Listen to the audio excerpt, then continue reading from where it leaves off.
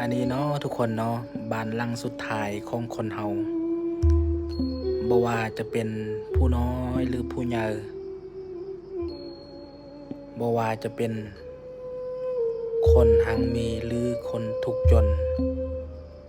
ในที่สุดสถานที่สุดท้าย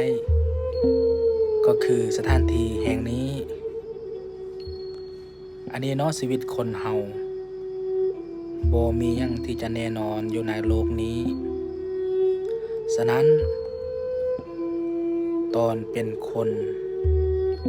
ต้องพยายามทำความดี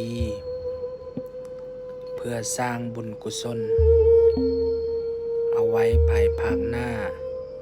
เพราะว่าชีวิตคนเฮานั้นบ่มีสิ่งใดที่จะแน่นอน